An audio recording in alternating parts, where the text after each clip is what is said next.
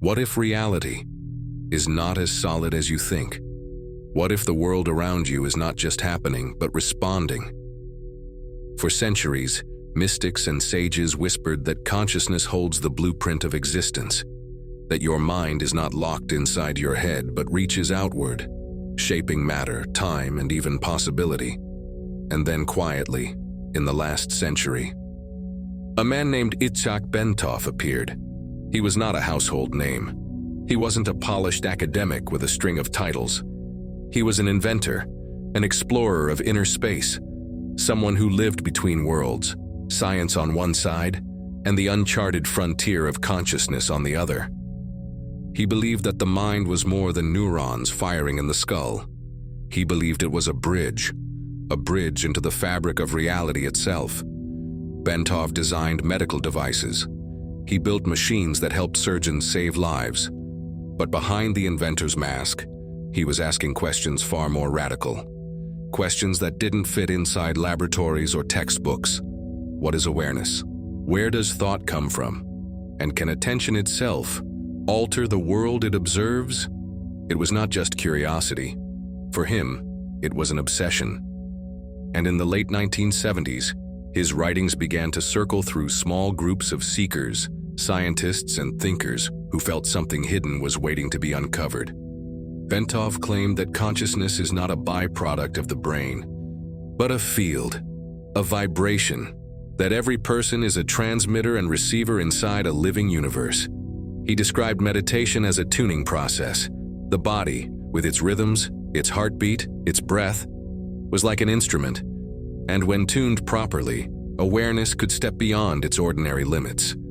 To most, these ideas sounded poetic at best, and unprovable at worst. But to others, they were dangerous. Because if Bentov was right, then human beings were not powerless creatures drifting through a mechanical cosmos. They were participants, architects. And this is where the story takes its turn.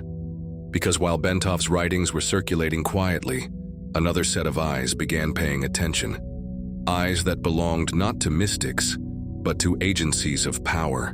The CIA, during the Cold War, was probing the edges of reality itself. Remote viewing, psychic phenomena, altered states, all became potential weapons in a battle that was as psychological as it was political. When Bentov's theories surfaced, they did not dismiss them. They collected them. They folded them into what would later be called the gateway process. Imagine this: a government organization archiving the work of a man who claimed consciousness could bend reality, not because they dismissed him, but because deep down they suspected he might be right. There is something haunting about that the very ideas mystics had carried for centuries in temples and monasteries were now being dissected in classified rooms by men in suits, hoping to weaponize the spirit. And yet there's another layer. Because Bentov wasn't teaching people to control others. He wasn't interested in power games. His writings suggested something profoundly personal, that you are already participating in the creation of reality, whether you know it or not. Pause for a moment and let that sink in. Every thought you hold, every feeling you repeat, every image you quietly nurture in the secret chambers of your mind is not staying inside. It's rippling outward, into fields we don't yet have words for, into probabilities, into the raw clay of existence. This isn't about magic tricks. It's about the physics of consciousness. And perhaps the reason Bentov drew such attention was because he dared to sketch what science could not yet explain. He spoke of resonance, of the human body as an antenna, of meditation not as escape, but as alignment. He believed that when you quiet the noise of the mind, you begin to sense the hum of a larger reality, a hum that is shaping and being shaped by you. Think about your own life. How many times have you noticed strange coincidences when you were focused deeply on something? How often has your inner state seemed to pull experiences toward you, good or bad? You may have written it off as chance, but what if it wasn't? What if you were brushing against the same truth Bentov tried to map? The CIA called it research. Mystics called it awakening. Bentov called it exploring the mechanics of consciousness. Different labels, but all pointing toward the same frontier. The observer and the observed can never be separated. And if they cannot be separated, then your life is not happening in isolation. You are inside a feedback loop, whether you notice it or not. This is why Bentov believed meditation was not just personal practice, it was training. Training the observer to see more clearly, and in doing so, to shape more clearly. It's unsettling, isn't it? To imagine that your awareness is not just noticing reality, but sculpting it. And perhaps that is why his work, though not widely known, was quietly absorbed into programs and documents we were never supposed to see. Because those who hold power understand something simple. If you can guide attention, you can guide reality itself. Bentov's life ended abruptly in 1979, in a plane crash. To this day, some say it was coincidence. Others whisper it was too well timed. We may never know. But his ideas lived on, in the hands of seekers, in the pages of declassified files, and perhaps inside you. Because if you are listening this far, something in you recognizes the possibility he described. Something in you knows that consciousness is not an accident. It is the key. And the question is no longer whether Bentov was right, but whether you are ready to test it for yourself. Bentov's vision was never about control. It was about liberation. He believed that when human beings understand their role as co-creators, fear begins to dissolve. Because fear thrives in the illusion that you are powerless. Once you recognize that attention shapes the field itself, the spell breaks. Think of your mind as a lens. Wherever you point it, energy gathers. Focus on lack, and lack begins to multiply. Focus on gratitude, and life begins to echo it back. It doesn't mean that pain disappears or that challenges stop coming, but it does mean that you are no longer a passive passenger in a blind universe. You are, instead, a navigator. This is why so many who encountered Bentov's work felt both wonder and unease. Wonder, because it confirmed what they had felt intuitively their whole lives, that inner states and outer events are mysteriously linked. Unease, because it meant there are no true bystanders. Every thought, every fixation, every belief feeds into the architecture of reality. Pause there. Let that sink in.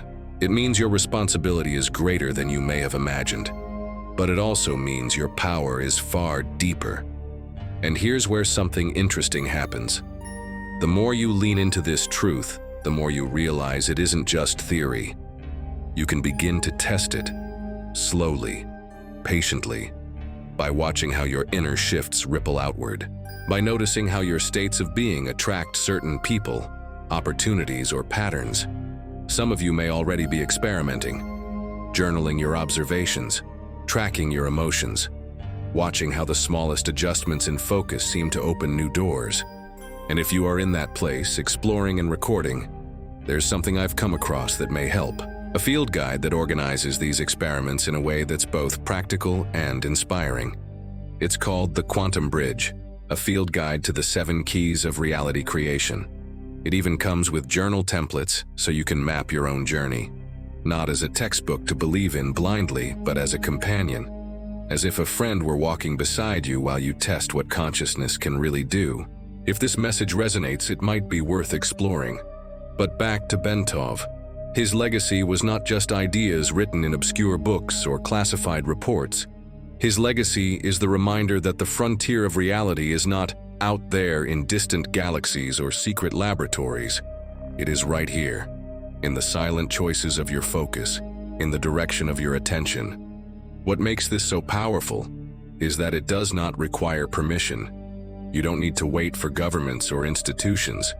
You don't need someone to hand you the keys. You are already holding them.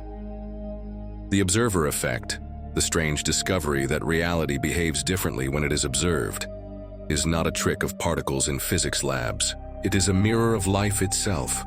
When you look with fear, you collapse one possibility. When you look with clarity, you collapse another.